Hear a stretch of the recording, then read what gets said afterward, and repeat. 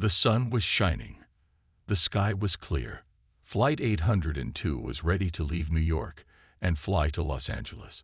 It looked like a normal day at the airport. Passengers stood in line, holding their tickets and bags. Everyone seemed tired but excited.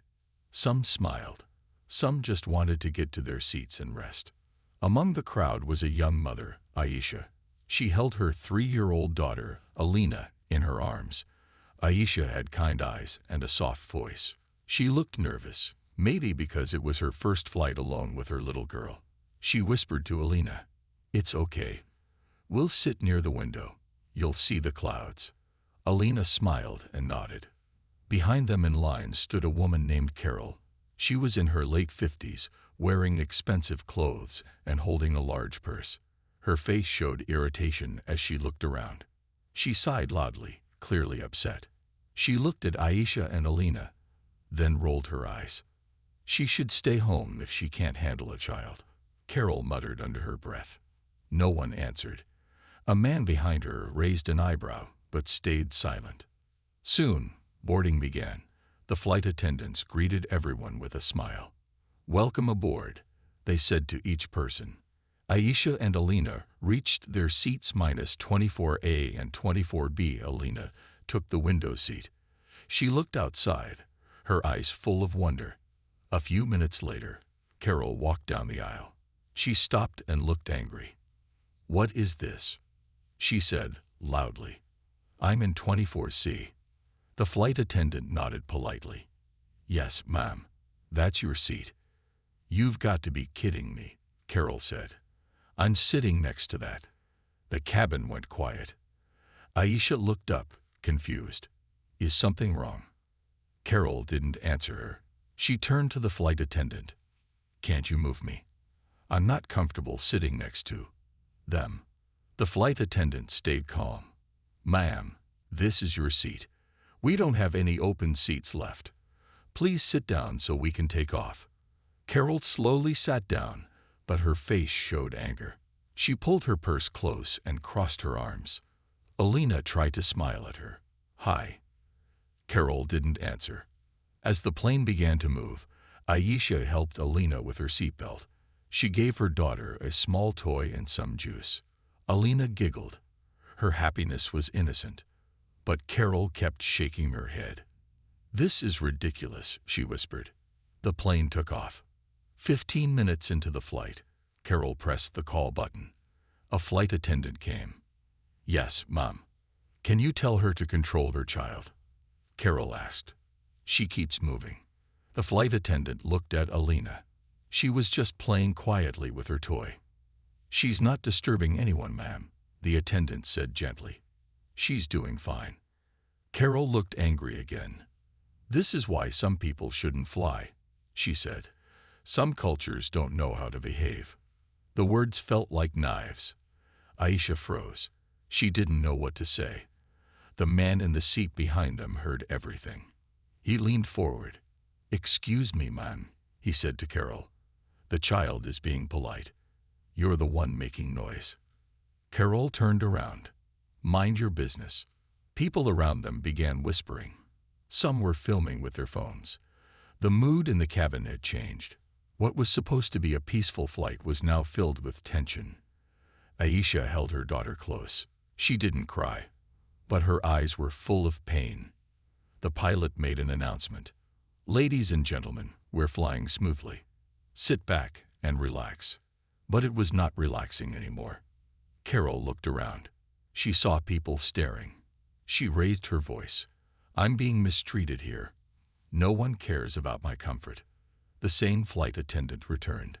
"Ma'am, please calm down. Other passengers are feeling uncomfortable." Carol stood up. "This is not fair. I won't be quiet." Aisha closed her eyes. She wished she could disappear. Then, a deep voice came from the front of the plane. It was the co-pilot. He had walked out from the cockpit and was walking down the aisle toward them. Everyone watched him in silence. "Is there a problem here?" he asked calmly. Carol pointed at Aisha. "She's the problem." The co-pilot looked at Carol. Then he looked at Aisha and the child. "I've seen everything," he said. "I've heard enough." And with those words, the story was no longer just a flight.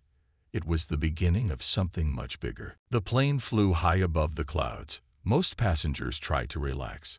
Some read books. Some listened to music. Some closed their eyes and slept. But row 24 was not peaceful. Carol sat with her arms crossed and a cold look on her face. Her eyes moved from Aisha to Alina again and again. Every little sound made her frown.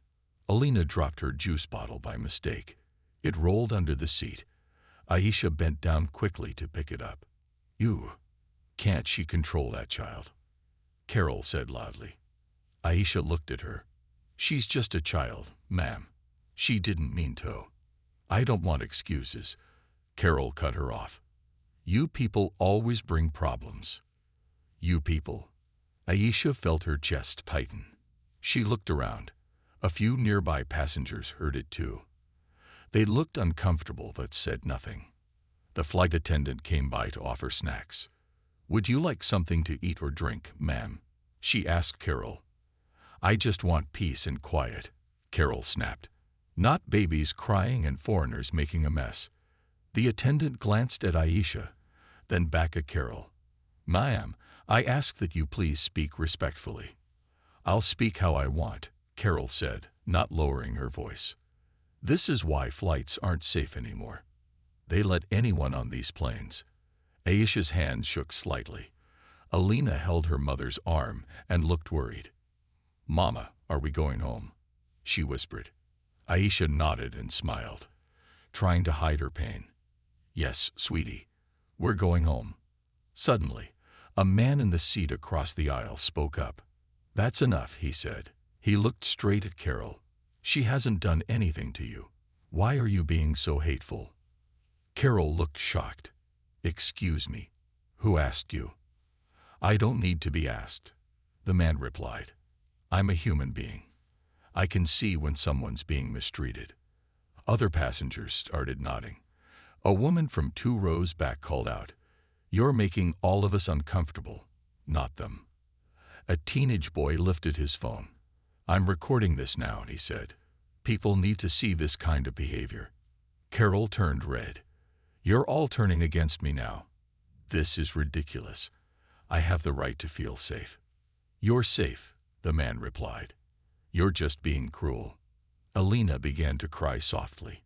She didn't understand everything, but she felt the fear. Aisha hugged her tightly. The flight attendant returned with the head flight supervisor. "Is there a problem here?" The man pointed to Carol. "This woman keeps insulting the mother and child. She's being racist. She's yelling and making threats." Carol stood up. "I'm the victim here. That child is noisy. That woman smells like spices." Gasps were heard. Everyone in that section turned toward her. Some looked angry. Others were just shocked. The supervisor stayed calm. "Ma'am, I must ask you to sit down and stop using offensive language. This is your final warning." Carol didn't move. "This is why the world is broken," she said. "People like her." "That's enough," the supervisor said firmly. "One more word, and the captain will be informed." Carol sat down but kept mumbling under her breath. Her eyes still burned with anger. The flight continued, but the mood was different now. People kept looking at row 24. Some passengers leaned over to comfort Aisha. "You're not alone," one woman said quietly. "You did nothing wrong," another whispered. Aisha thanked them with a soft smile. She had tears in her eyes, but didn't let them fall. Alina slowly fell asleep on her lap. Aisha stroked her hair gently. But her mind was not calm. She could feel eyes watching, feel the pain of words that still echoed in her head. Then came another announcement from the captain.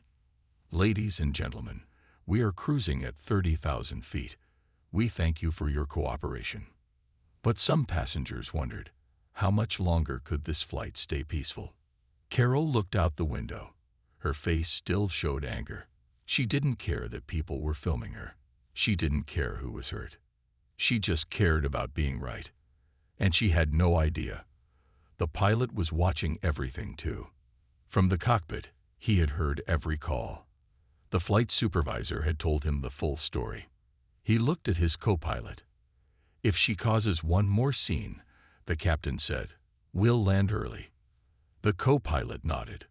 Understood. The sky was clear, but inside the plane, a storm was building. And this storm was far from over. The plane flew smoothly above the clouds. Outside, the sky was calm. But inside the plane, something dangerous was growing. Carol sat stiffly in her seat. Her face was red with anger. She stared straight ahead, her lips tight. Passengers around her had stopped talking. The mood was heavy, like everyone was waiting for something to happen. Aisha sat quietly beside her. Her daughter Alina was sleeping with her head on Aisha's lap. Aisha didn't move.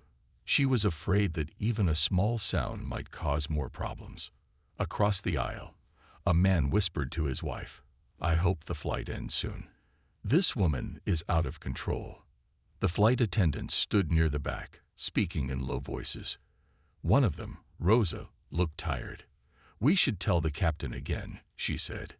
"He already knows," the flight supervisor replied. "Let's wait. One more outburst, and we'll follow protocol." But Carol didn't wait long.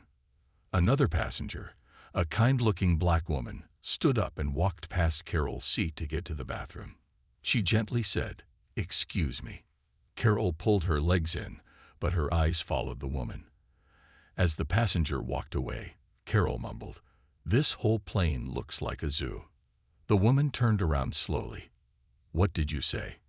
Carol smiled, but it was not a kind smile. "Nothing. Just thinking out loud." The woman didn't reply. She walked to the bathroom, but the words stung her heart. 2 seats behind Carol, a teenager named Sam had been recording everything quietly. He whispered to the woman next to him, "This is crazy. She's saying awful things." The woman nodded. "Keep recording. The truth needs to be seen." When the black passenger returned, Carol loudly faked a cough. "Smells like cheap perfume." That was it. The woman stopped and looked directly at Carol. "I've had enough," she said. "You don't get to treat people like this. You've been rude, racist, and hateful since the start of this flight." Other passengers nodded. "She's right. Enough is enough." Even people in the front rows started turning around. Carol stood up. "You're all attacking me. This is harassment. I don't feel safe." "You're the one making people unsafe," the teenage boy shouted. "You've insulted a child, a mother, and now this woman. I got it all on video." Carol pointed at him. "Delete that video, or I'll sue you." The flight supervisor arrived again. "Ma'am, sit down right now." "No," Carol yelled. "This is discrimination against me. You all think I'm the problem. I'm the victim here." Suddenly, she grabbed her purse and threw it on the seat. People gasped. Alina woke up and started crying. "Mama, I'm scared." Aisha held her close. "Shh, baby. It's okay." But Aisha's voice was shaking too. The captain's voice came through the speaker. "This is the captain. Everyone must stay seated. Flight attendants, prepare for a call." Everyone went silent. Then Carol did something no one expected. She reached over and tried to push past the flight supervisor. "Get out of my way," she screamed. "I need to talk to the pilot myself." The flight supervisor blocked her. "Ma'am, stop immediately. Sit down before this becomes a federal offense." A large man in row 25 stood up. "Sit down, lady," he said, calmly but firmly. Another man stood beside him. "You're not going to hurt anyone here." Carol looked around. Everyone's eyes were on her. No one was on her side anymore. She froze. Suddenly, the seatbelt sign came on again. Ding. Then the captain spoke once more, his voice calm, but serious.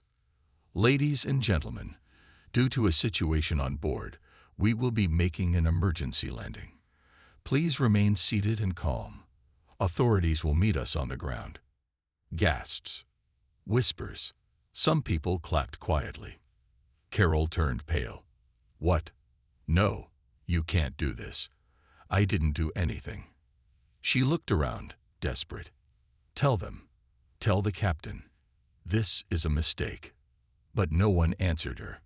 Even the flight attendant who had spoken to her earlier simply looked away. Alina cried softly again. Aisha kissed her forehead.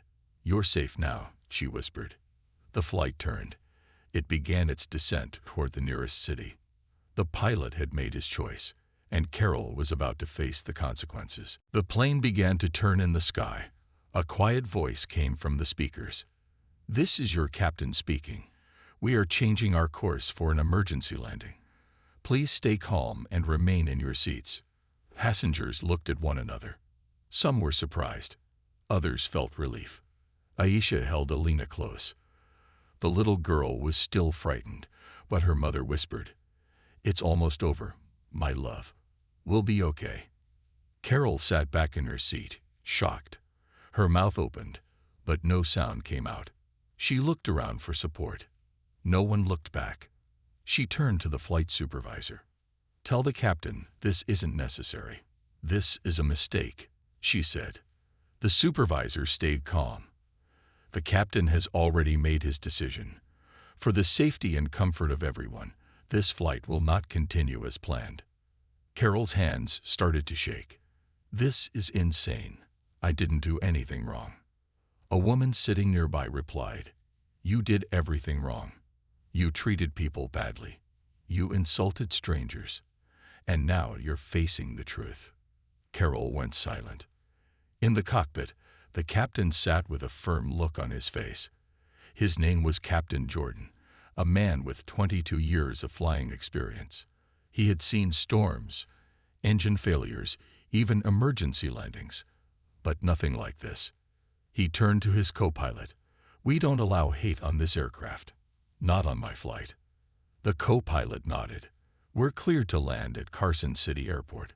It's a small one, but we'll be fine. The cabin crew moved quickly.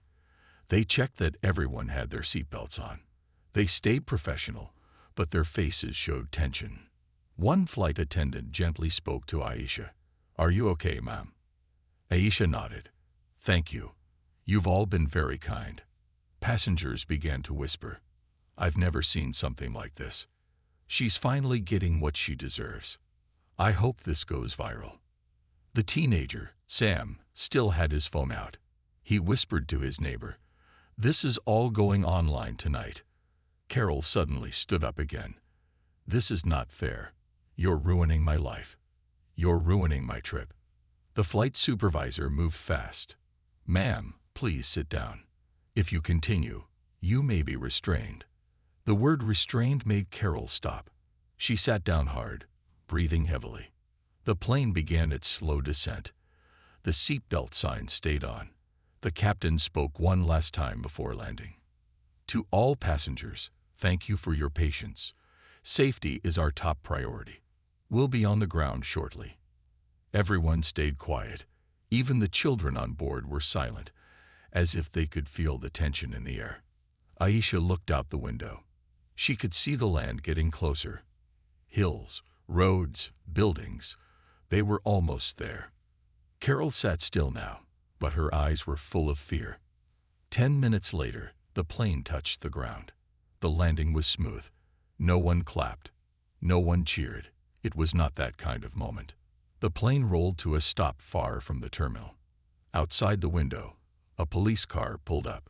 2 officers stood by the stairs with serious faces. Then came the final announcement. Ladies and gentlemen, please stay seated. Authorities will now board the aircraft. The door opened. A rush of cold air entered the cabin. Everyone waited, silent and still. 2 police officers stepped in. They spoke to the flight supervisor, who pointed to Carol. Carol's eyes widened. Wait, please. This isn't right. I have rights. I was defending myself. One officer said calmly, Ma'am, please come with us. We've been informed about your behavior. Carol stood up slowly. This is embarrassing. You're all sheep. You don't even see what's happening. As she walked down the aisle, escorted by the police, Some passengers turned away. Some stared in silence. A few whispered, "Good."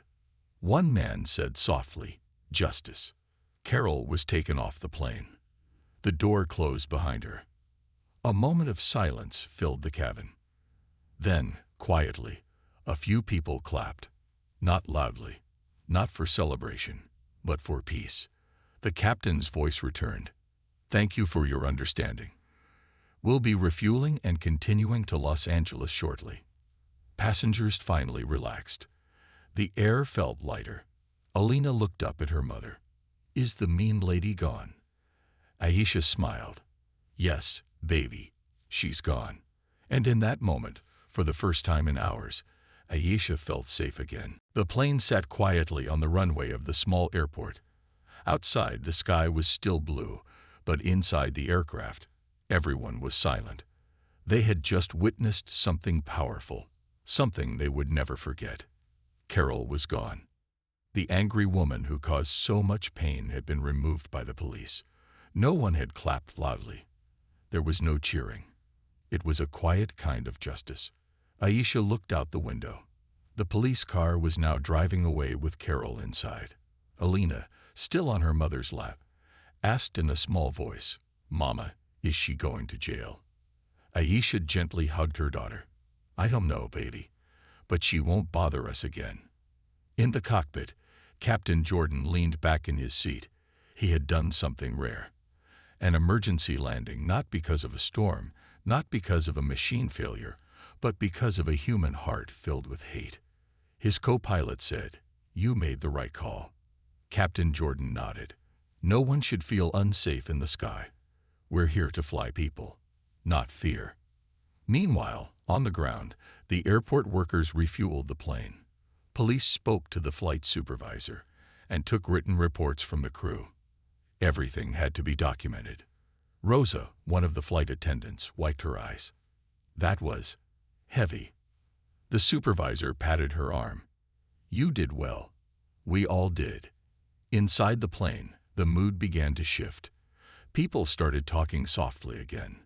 A man across the aisle leaned toward Aisha. "You're very brave. I'm sorry you had to go through that." "Thank you," Aisha said with a weak smile. "I just wanted to get home." A woman handed Alina a small stuffed animal from her purse. "Here, sweetheart. You were so strong." Alina smiled shyly and hugged the toy. Sam, the teenager with the phone, was still recording. He spoke quietly to his seatmate.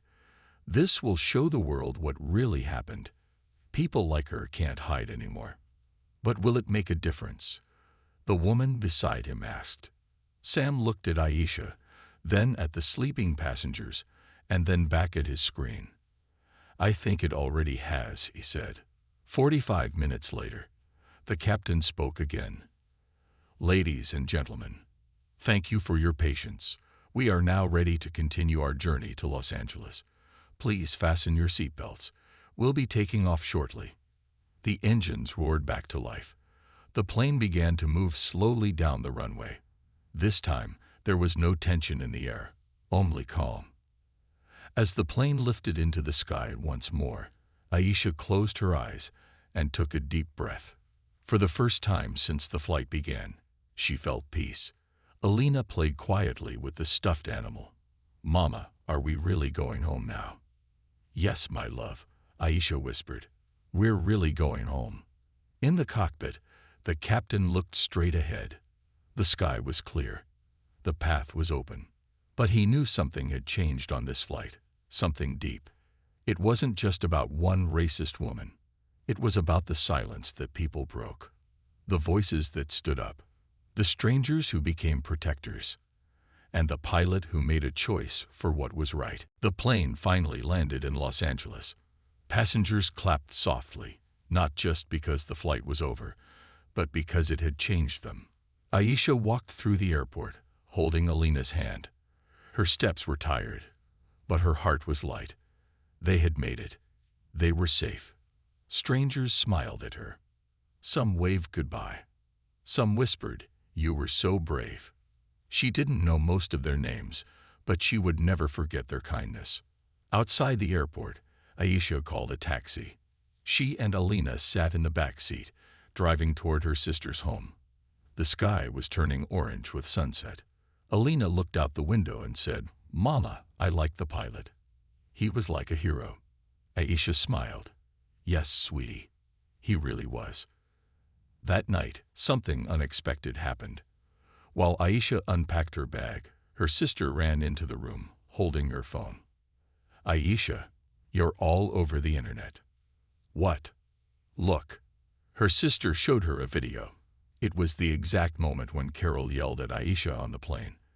Then it showed the moment when passengers stood up for her. And finally, the moment police took Carol away. It had been posted by Sam, the teenager.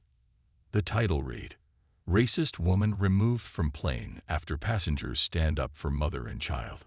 Below the video were thousands of comments. This broke my heart and gave me hope at the same time.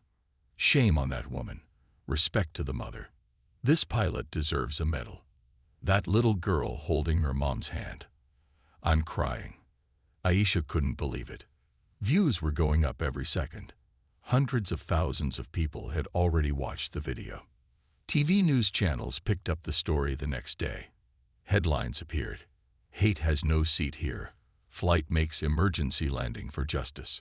Mother and daughter face racism. Community responds with love." Reporters tried to contact Aisha. Some wanted interviews. Others wanted to send gifts to Alina. One news anchor said on live TV, "This isn't just about one woman's hate. It's about what happens when people choose to say enough is enough." Sam, the boy who filmed the video, posted again. He wrote, "I just wanted the truth to be seen. I didn't expect this, but I'm glad people are talking." Even the airline released a public statement. "We stand with our passengers and crew who handled this difficult situation with dignity. Discrimination has no place in the skies." The pilot, Captain Jordan, also gave a short interview. He said, "It wasn't a hard decision. We land for storms. We land for engine trouble. We'll also land for hate, because that's dangerous too." Aisha sat on the couch with her sister that night. Alina was sleeping beside them. "I never thought people would care this much," Aisha whispered. Her sister hugged her. "They saw your pain. But more than that, they saw your strength." Aisha looked at her daughter. She smiled. "I just wanted to protect her. I didn't want anyone to see me cry. But now, maybe the world needed to see it." And the world did see it. People in different countries shared the video. Teachers showed it in classrooms. Mothers posted messages of support. Pilots from other airlines praised Captain Jordan. And people from all walks of life said one thing: "We have to speak up." Even 30,000 feet in the sky. Aisha didn't become famous. She didn't want to. But she became something more important. A symbol of quiet courage. Alina became the little girl who reminded the world that kindness must be louder than hate. And that flight, it became known as the flight that landed for the right reason. Days passed. The video from the plane continued to spread across the internet. Millions of people had seen it. News stations were still talking about the brave passengers, the kind crew, and the strong mother with her little girl. But for Aisha, life was slowly becoming normal again. She stayed at her sister's house in Los Angeles. She cooked simple meals. She took Alina to the park. She tried to rest. But something inside her had changed. Before the flight, she had only wanted to get to her destination quietly.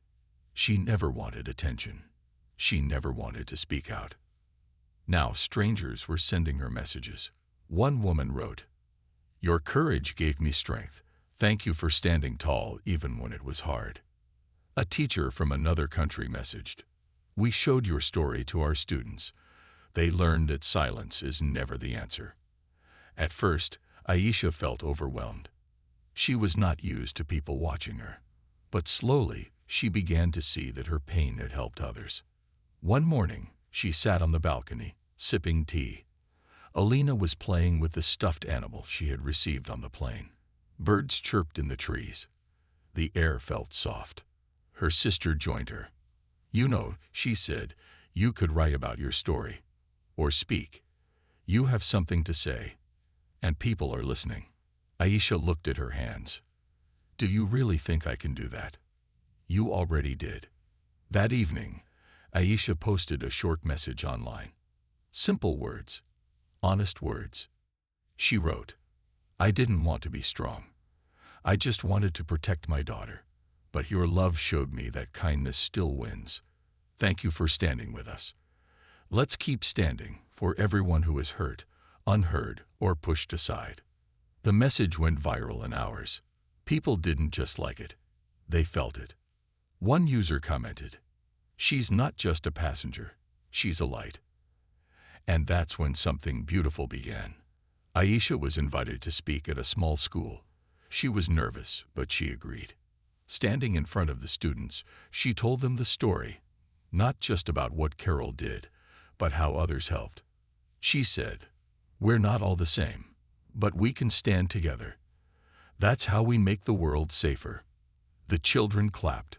One little girl hugged her and said, you're my hero. Aisha smiled. No, my dear, you are the future. Soon, other schools invited her. Community centers too. She never spoke in fancy words. She didn't try to sound strong. She just spoke from the heart, and people listened. Even Alina noticed. One night, she asked, Mama, are we on a new journey now? Aisha smiled. Yes, we are. A journey without planes. Yes, Aisha said, this time, we're flying with our voices. A few months later, the airline invited Aisha and Alina to meet Captain Jordan again. It was a private visit. No cameras. No news. Captain Jordan shook her hand and said, I just did my job. Aisha replied, but your choice made a world of difference. He looked at Alina and said, you were so brave, little one. Alina gave him her biggest smile. Before leaving, the captain handed Aisha a small badge. It read, Honor Passenger, for courage and calm. She held it in her hand, surprised. I didn't expect this. You didn't expect the storm either, he said, but you faced it. That's what real courage looks like. 1 year later, Aisha now worked with a small group that helped passengers report discrimination during travel. She didn't get paid much, but her work mattered. Alina was growing fast. She still remembered the flight. But now, when she told the story at school, she said, bad things happened, but good people stood up. That's the part I love most. Aisha looked at her daughter and thought, this is what healing looks like. She didn't want revenge. She didn't need attention. She had found something better, purpose. Her journey started with fear. But now it moved forward with hope, kindness, and truth. Because sometimes the most important flights don't take us to a place. They take us to a change in the world.